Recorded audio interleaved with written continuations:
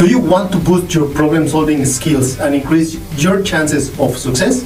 Well, let's dive into Think Again by Adam Grant. Hello, I am Juan Navarro. This is Advanced Quality Programs, and I invite you to explore the quality philosophies and concepts to apply them to our everyday life. Think Again focuses on enhancing your mental agility and the ability to rethink, which can improve problem-solving skills and increase your chances of success and happiness. Many people accept information without validating sources or testing facts. We often defend our points of view stubbornly and dismiss opposing ideas, even though our initial instincts are frequently flawed. Even widely accepted truths can be wrong. For centuries, people believed the earth was flat until evidence proved otherwise. In this book, Adam Grant explains how to conduct experiments to uncover how we can rethink more effectively. Human knowledge evolves constantly. What we accept as a fact today might be disproven tomorrow, and that is the reason why we must make the rethinking a habit, sharpening our perspective and updating our beliefs.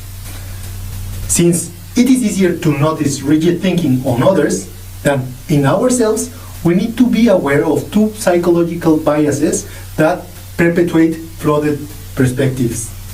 First is the confirmation bias. We see what we expect to see. And then the desirability bias, when we see what we want to see or what we desire to see. These biases lead to overconfidence. To break free, we can assume we might be wrong and actively seek for alternative points of view. According to Adam Grant, entrepreneurs who use the scientific approach earn significantly more than those who don't, because they frequently update their predictions using constantly new information to refine them.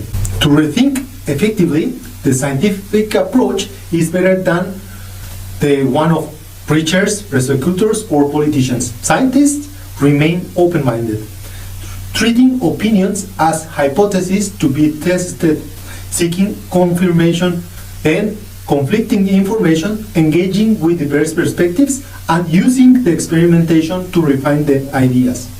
When people have just enough knowledge, they often overestimate their abilities, but confidence doesn't always equal competence. This is called the Dunning-Kruger effect. On the other hand, there's the imposter syndrome that can make capable individuals doubt their abilities, and therefore they tend to be more accurate in the end.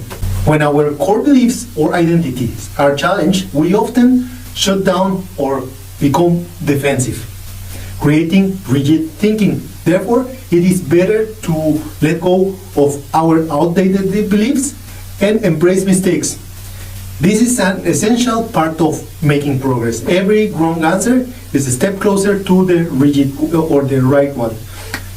Failing quick helps us to discover solutions faster. Using conflicting data helps us to create new insights, and admitting our mistakes helps us to get the right solutions faster and quicker and more effectively. Conflict isn't always harmful. High-performance teams often find balance between low relationship conflict and high task conflict. Task conflict is professional and arises from different ideas or approaches to specific tasks, engaging in constructive debate without taking things personally. We should frame disputes as collaborative discussions rather than disagreements to signal openness and alternative point of view. An interesting concept in the book is the identity foreclosure, where people prematurely decide on an identity and force themselves into that mold. Loving to read doesn't really mean that we are good English teachers, or loving science doesn't really mean that we are destined to be scientists. And that's the reason why we should expand on the ideas. Therefore, after explaining how to rethink on an individual level, the book moves to the interpersonal rethinking, the art of opening the people's opinion and mind. By treating debates as a collaborative discussion rather than a battle, and mastering the art of persuasion, we can inspire meaningful change. The book explains how expert negotiators know that preparation is the key, dedicating at least 1/3 of their time to identifying potential common ground in the different ideas, and in contrast, the average negotiator often dilute in their arguments by throwing out many points as possible, like a politician, like a prosecutor. Paradoxically, this weakens their overall impact. While average negotiators focus on attacking the opponent and the point of view, defending their own, expert negotiators, the successful ones, take a different approach. They ask open-end questions. They foster dialogue instead of confrontation. This approach humanizes the negotiation process and encourages a genuine exchange of ideas. This leads to think that persuasion is less like a battle and more like a dance. It requires a synchronization, adjustment, and cooperation, encouraging intergroup interactions to help evolve the ideas. When people meet and collaborate across division, they often discover their point of view are not that far from each other. They discover how much they have in common on the first place. This weakens or make the differences and prejudices less.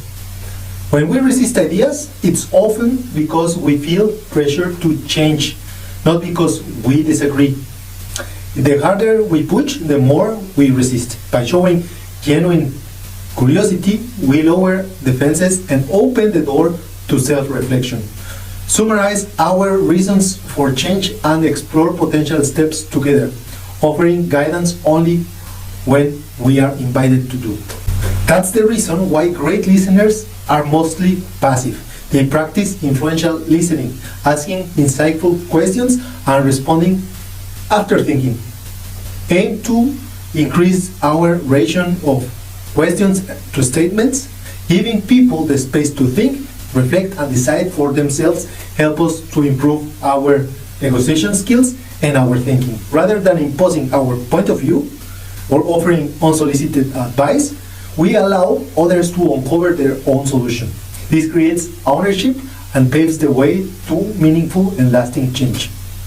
In organizations that are successful, two key ingredients foster the cultural learning: psychological safety and accountability. This means that people are allowed to take risks.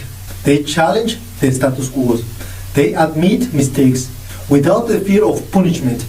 This ensures that the teams are able to evaluate options critically and speak up when the decisions are flawed. At the individual, interpersonal, and community levels, rethinking opens the door for growth and innovation. As Adam Grant explains in the book, Think Again, it is not about abandoning our beliefs, but about being open to revisiting them as a new evidence emerges and strengthens our point of view. Ultimately, this book reinforces quality philosophies. They align with the scientific method and the Deming cycle. Both emphasize the continuous improvement through learning from mistakes. By acknowledging errors and using them as opportunities for growth, we can strive for zero-defect philosophy. This book serves as a valuable reminder to challenge our biases and use failures as the stepping stone to success.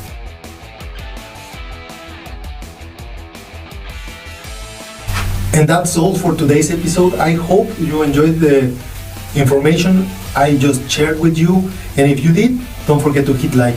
Don't forget to share with your friends, your family, and everybody that you believe this information could be valuable.